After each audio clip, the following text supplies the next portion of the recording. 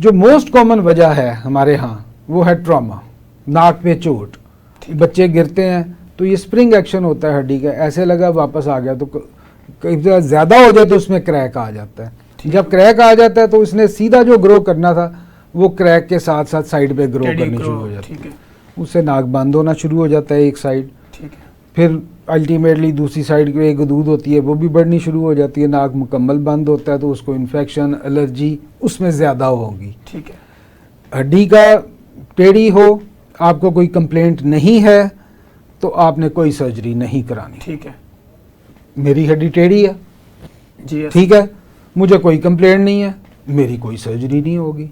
ठीक है, लेकिन अगर मुझे बहुत ज़्यादा एलर्जी होगी, मुझे नाक का एयर कंडीशनिंग ठीक करनी पड़ेगी, हड्डी को सीधा करना पड़ेगा। ठीक है, मुझे बार बार इन्फेक्शन होती है, साइनोसाइटिस होता है, मुझे कराना पड़ेगा। नहीं तो जिस तरह मैंने कहा था गले से वो बीमारियां, अब नाक से एलर्जी के बाद साइनोसाइटिस यानी कि बैक्टीरियल इन्फेक्शन, उसके बाद फंगल इन्फेक्शन, पॉलिप्स, फिर वो आँख में भी चले जाते हैं, दिमाग में भी चले जाते हैं। तो वो आप एक चीज़ को ठीक नहीं करते तो वो दूसरी चीज़ों को ख़राब करनी शुरू कर देते। ठीक हो।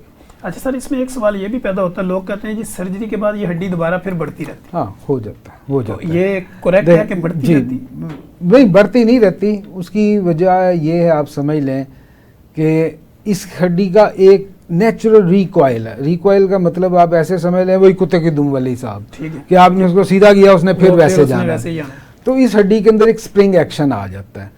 अब उसको बड़ा प्रॉपरली हमें उसको कट्स बना के उसके जो ये एक्शन है ना, इनको ख़त्म करना होता है। अगर तो हम वो कर लें ख़त्म तो वो सीधी रहती है, नहीं तो फिर वो दोबारा थोड़ी थोड़ी ना टेढ़ी होनी शुरू हो जाती है। अच्छा सर, इसी से अगर हम जिद्दत की बात करें, चूँकि पहले जितने भी दौर थे उसमें बड़ी सर्जरी और कैटेगरी की होती थी, आजकल सुना लेज़र आइज है और ये वो, तो वो कितनी कामयाब सर्जरी? देखिए, आजकल हम करते हैं मिनिमल इन्वेसिव सर्जरी।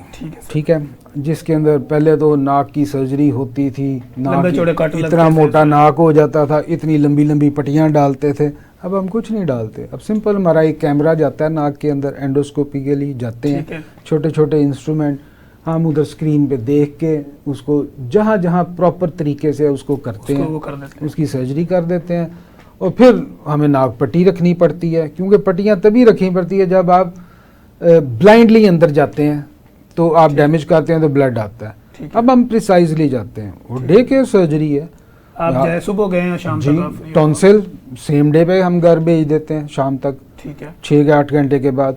नाक की हड्डी सीधी करनी हो, पॉलिप्स हो, ये वो भी सेम डे भेज देते हैं। इवन थायराइड वाला हम एक दिन में भेज देते हैं। ठीक हो गया। तो आजकल जिद्दत एंडोस्कोप आ गई, माइक्रोस्कोप्स आ गई, लेजर्स आ गए, कॉबलेशन आ गई, जदीद सर्जरी जी। तो उसकी वजह से जो सर्जरी रिलेटेड कॉम्प्लिकेशंस थी ना, वो कम हो गई हैं।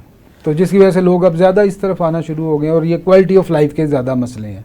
ये नाक हो गया, गला हो गया, ये क्वालिटी ऑफ लाइफ आपकी इससे बेहतर होती है।